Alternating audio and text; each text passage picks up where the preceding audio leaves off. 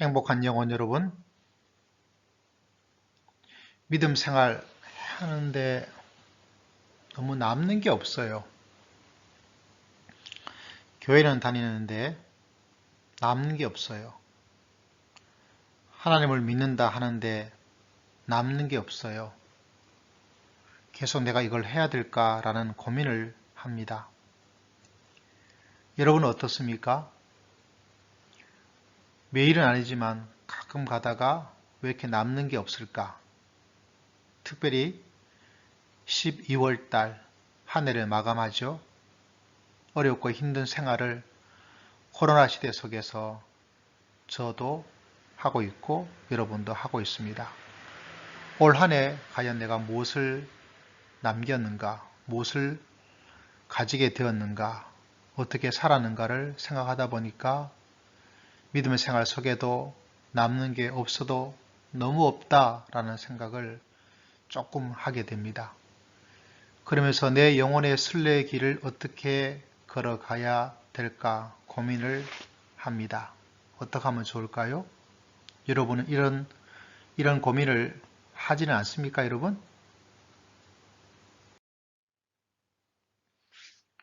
생각해 보니까 인생의 모든 것이 법칙이 있죠.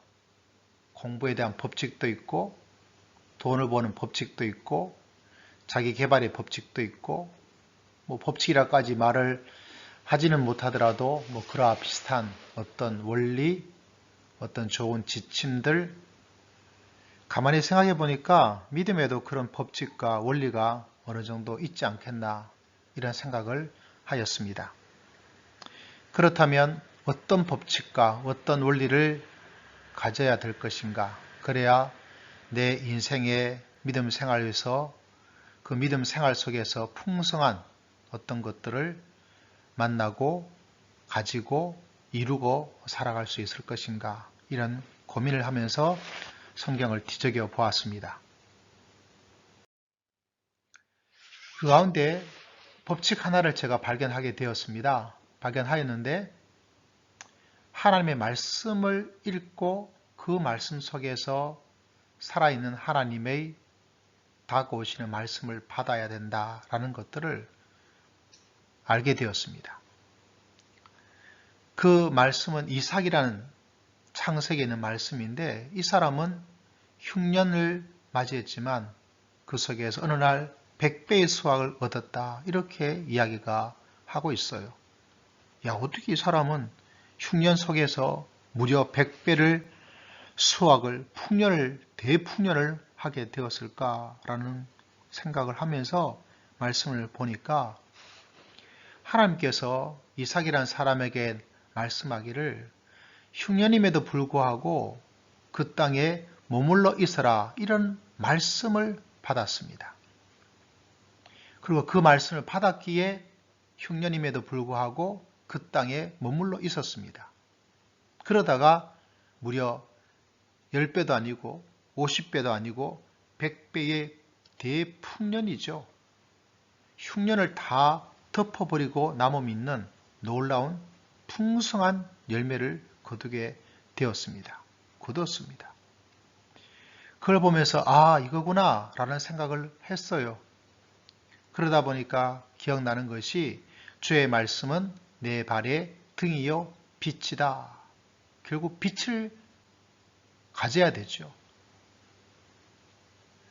그래서 그것은 바로 주의 말씀, 하나님의 말씀이 바로 빛인데 빛된 말씀을 내가 받아야 돼요. 그러면 흉년을 이겨낼 수 있고 흉년 이후에 100배의 열매를 거두는 풍성한 인생을 살 수 있을 것이다. 다시 말하자면 하나님의 말씀을 읽고 그 말씀 속에서 내 속에 역사하시는 아주 강력한 내 인생의 지침이 되어지는 지침으로 삼을 수 있는 그 말씀을 가져야 된다. 이게 없으면 믿음을 생활해도 이거는 남는 게 없구나. 흉년이면 흉년대로 힘든 인생밖에 되지 않고 흉년이 지나도 뭐 1배, 2배 정도 그런 인생밖에 살 수가 없구나 이런 생각을 합니다.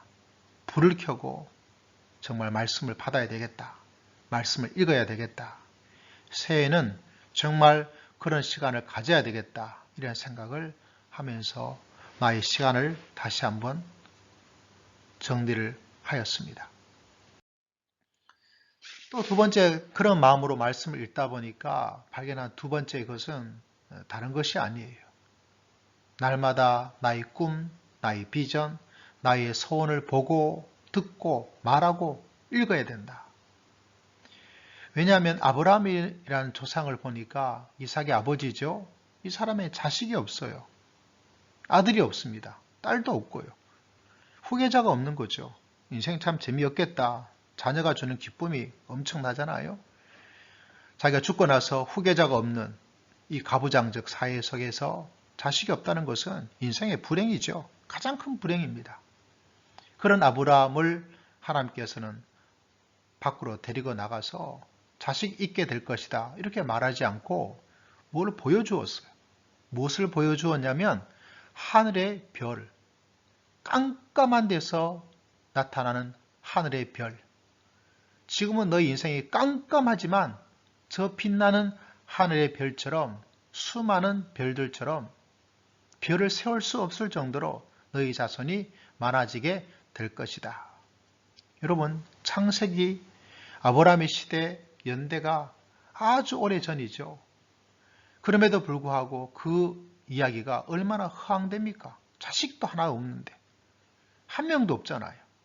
그런데도 불구하고 상상력의 창조적인 비전을 하나님께서 아브라함에게 보여주었어요. 그래서 지금도 이 땅에 내가 아브라함의 자손이다 하는 수많은 믿음의 사람들이 얼마나 많은지 마치 하늘의 별처럼 아주 많아요. 한 명도 없었는데 이렇게 많습니다.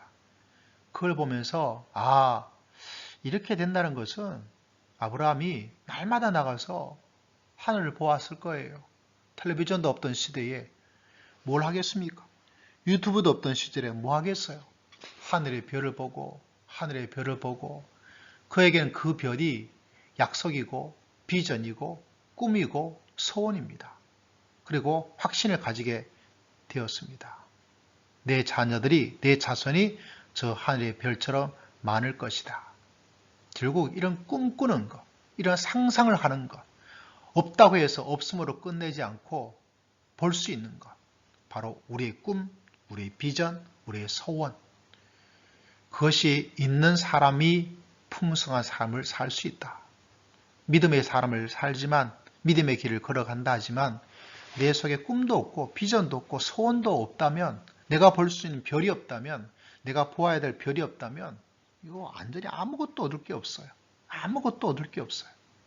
한 해를 지나면서 과연 내가 이렇게 불타오르는 강력한 꿈이 있었는지, 비전이 있었는지, 소원이 있었는지, 하늘의 별이 있었는지, 어둠 속에 어둠만 보는 것이 아니라 볼 수 있는 별을 보고 말하고 꿈꾸는 사람, 그 사람에게 가지고 있는 놀라운 삶은 빈약한 삶이 아니죠. 저는 이런 생각을 하면서 새해를 맞이하고 2020년을 마감을 하고자 합니다. 이 두 가지 법칙이 2021년에 어떻게 이루어질지 생각만 해도 조금 마음이 좋아요. 흥분이 됩니다. 여기는 행복한 영혼입니다.